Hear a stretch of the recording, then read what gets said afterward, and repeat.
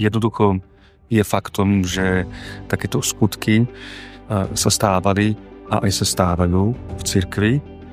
Nie je to nejaká vymyslená záležitosť, je to realita. Takisto väčšinou to ostáva v tichosti alebo v skrytosti.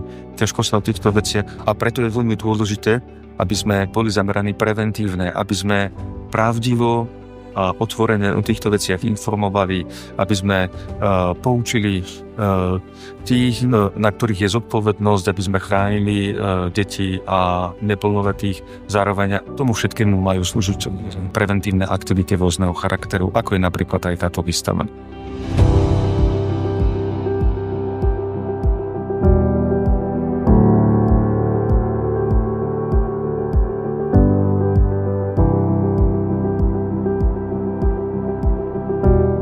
V cirkevnom prostredí táto téma nie je neznáma, práve naopak je témou, o ktorej hovoríme a táto aktivita doplňa práve aj aktivity tohoto kurzu.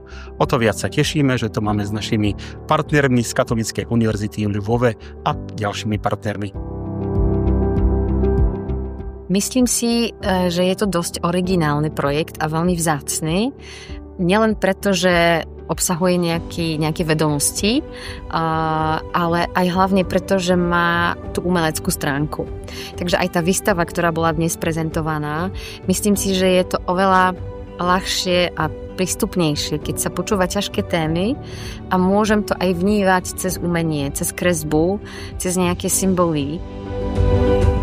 Насправді мистецтво може про це розказати будь-кому в будь-якому куточку світу.